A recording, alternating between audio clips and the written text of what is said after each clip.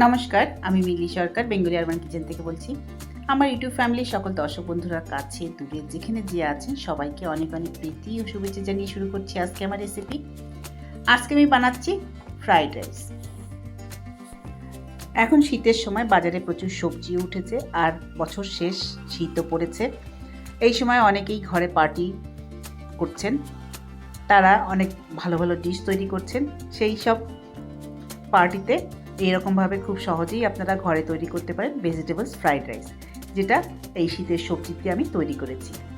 আসুন দেখে নেওয়া যায় কীভাবে আমি খুব সহজেই ঘরে তৈরি করেছি এই vegetable fried rice. Fried rice বানানোর জন্য এখানে আমি 1 বাটি ভাত নিয়ে নিয়েছি, এটা বাসমতি চালের ভাত। এবার প্যান বসিয়ে দিয়েছি, প্যান গরম হয়ে গেলে আমি এর মধ্যে দিয়ে দিলাম 4 চামচ মতো সাদা তেল। তেল যখন গরম হয়ে যাবে তখন আমি এর মধ্যে দিয়ে দেবো 1 চামচ রসুন, থেতো করে নেওয়া রসুন, সেটা আমি দিয়ে দেবো। একটু ভাজা ভাজা মতো হয়ে গেলে এরপর আমি এর মধ্যে দিয়ে দেবো গাজর আর বিনস। এখানে একটা গাজর ছোটো ছোটো টুকরো করে নিয়েছি আর গোটা 6 বিনস, সেটাকেও ছোটো ছোটো টুকরো করে নিয়েছি, সেটা দিয়ে একটু নেড়ে দেব। গাজর আর বিনস যেহেতু একটু শক্ত সেই জন্য প্রথমে দিয়ে দিলাম, দিয়ে কিছুক্ষণ এটাকে একটু ভেজে নেব। তারপর আমি এর মধ্যে দিয়ে দিলাম আধা বাটি মতো মটর, আধা বাটি মতো ক্যাপসিকাম, আর সাথে দিয়ে দিলাম আধা চামচ মতো নুন, দিয়ে এগুলোকে খুব ভালো করে ভেজে নেব। প্রথমে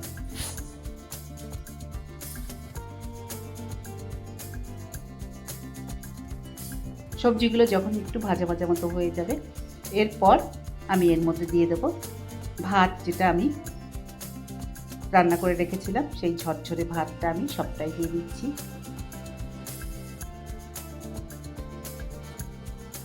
এরপর দিয়ে দেব নুন।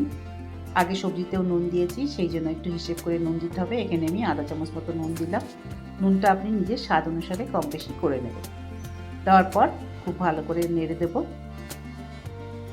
এইভাবে করে ওপর নিচ করে ভালো করে মিশিয়ে নেব। আঁচটা কিন্তু এখানে বেশি করেই রাখা আছে, সেই বেশি আছে এইটাকে ভালোভাবে সব একসাথে করে ভেজে নেব। এটা ভীষণই সিম্পল আর খুব ঝটপট তৈরি হয়ে যায়। এটা বানাতে বেশি সময় লাগে না। ভাতটা যদি আগে রেডি থাকে তাহলে তো একদমই তাড়াতাড়ি হয়ে যায়, মিনিট 5-এর মধ্যে। আর আজকে আমি যে সবজিটা এখানে ব্যবহার করেছি, আপনি চাইলে এই সবজি ব্যবহার করতে পারেন, অথবা এখন শীতের সময় অন্যরকম সবজিও পাওয়া যায়, যেমন ফুলকপি, আর আরও যদি আপনার পছন্দের কোনো সবজি থাকে আপনি সেটাও ব্যবহার করতে পারেন। এইভাবে কিছুক্ষণ নেড়ে নেড়ে রান্না করে নিলেই তৈরি হয়ে যাবে আজকে আমার বানানো ভেজিটেবল ফ্রাইড রাইস।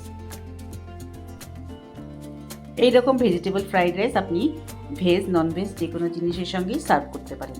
আজকে আমার বানানো এই ছোট্ট ভিডিও ভেজিটেবল ফ্রাইড রাইস রেসিপিটা আশা করি আপনাদের পছন্দ হয়েছে। যদি পছন্দ হয়ে থাকে তাহলে অবশ্যই লাইক করবেন, শেয়ার করবেন আর সাবস্ক্রাইব করে আমার পাশে থাকবেন। আবার দেখা হবে নেক্সট ভিডিওতে অন্য কোনো রেসিপি নিয়ে। ভালো থাকবেন। Thank you.